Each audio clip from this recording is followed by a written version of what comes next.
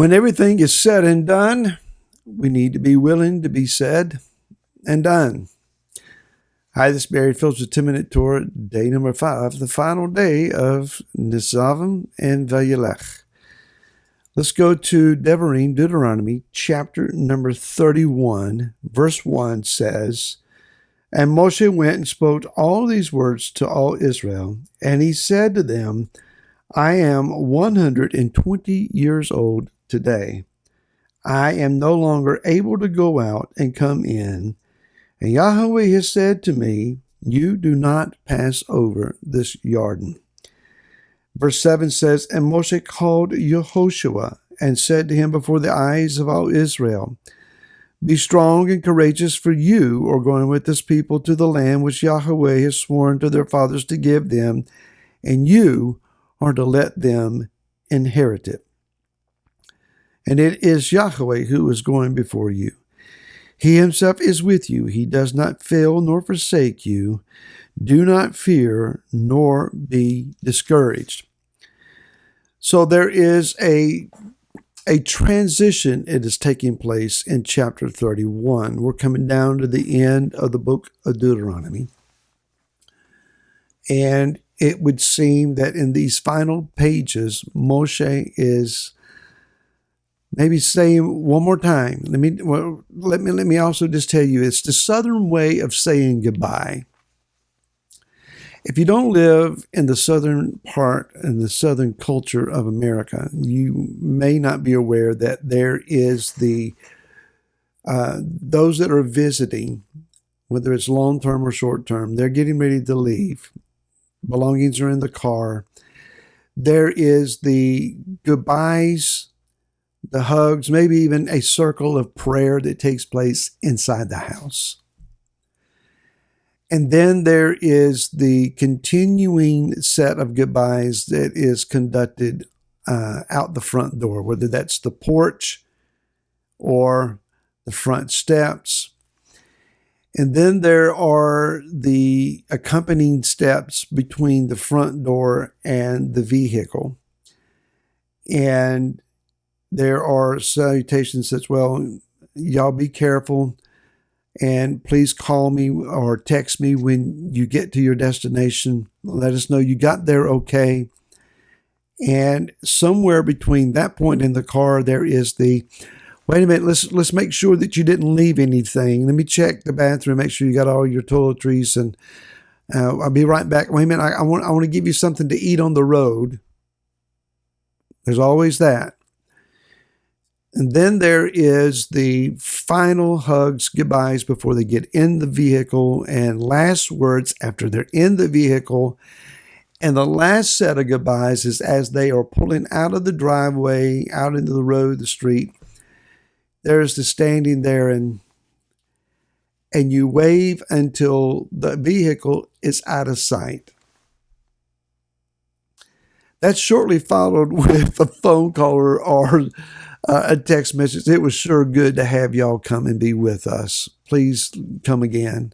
We need to do this more often. So you just don't say, well, y'all be blessed and we send you with y'all, go your way.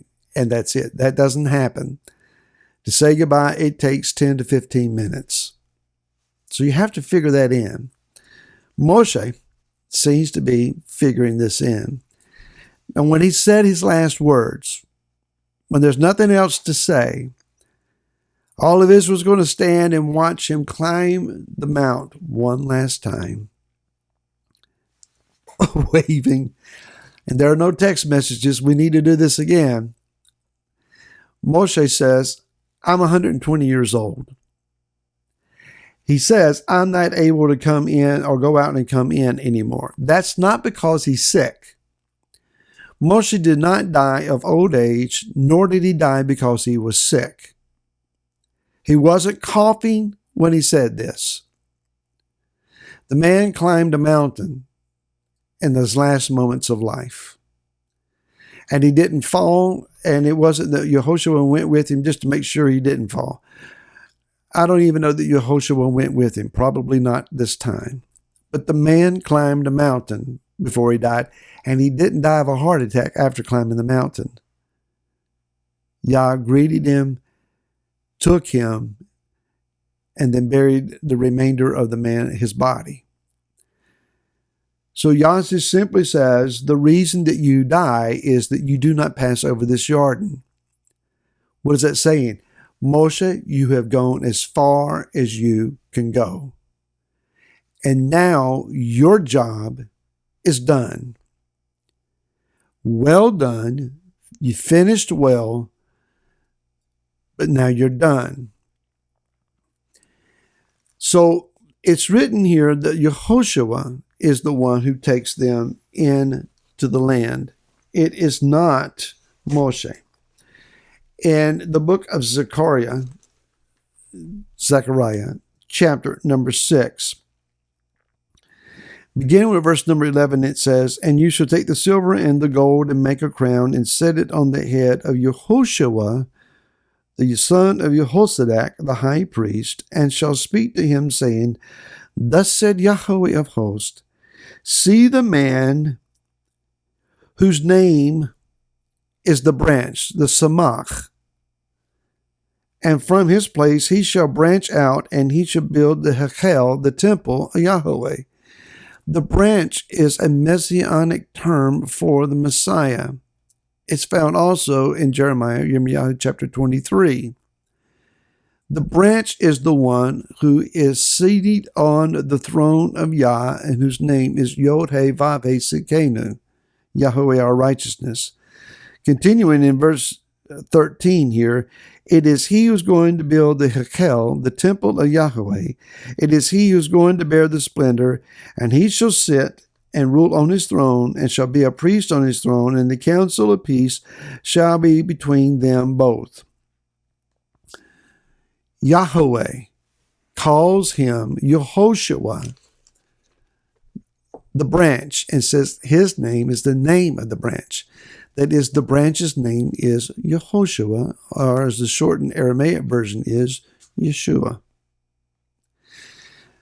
The Stone edition of the Chumash quotes from the Zohar, and not going down the trail of arguing about Kabbalah and all that type of thing, but the Zohar simply makes a statement, and it says, quote, "The most holy and righteous people are sensitive to spirituality and are able to tell when the soul begins to ebb away from the body." Now, that I know is true. My own father began to sense the end of his life, and there were signs that he was becoming much more in tune and aware of the spiritual realm. In the book of Philippians, chapter number 1, Rav Shaul is writing, and he says, verse 22, "And if I live in the flesh is to me a fruit of work, then what shall I choose? I do not know. For I am pressed down by the two, having a desire to depart and be with Messiah, which is much better. But to remain in the flesh is more necessary for your sake." He's caught in a chasm between two choices. He is aware that he has an opportunity to leave this realm, but he chooses to remain, at least for a time. Later on, he speaks to Timothy in 2 Timothy chapter number 4. Familiar verses, he says in verse 6 and following, "For I am already being poured out." He is spiritually aware that his time has come to a close. And he said, "The time of my departure has arrived. I have fought the good fight. I have finished the race. I have guarded the belief. For the rest, there is laid up for me the crown of righteousness, which the Master, the righteous judge, shall give me on that day, and not only to me, but also to all those who love his appearing." Yeshua knew that his time to depart was at hand, and he did not fight that. He embraced it. When all is said and done, all needs to be said and done. Do you want to remain? Then find a reason and a work to do to remain for. Stay busy. Shabbat Shalom. May you find the rest that you're looking for, the completeness, the wholeness. And may you find the presence of the King with you in your dwelling and among those you sit with. Until next week, Shabbat Shalom.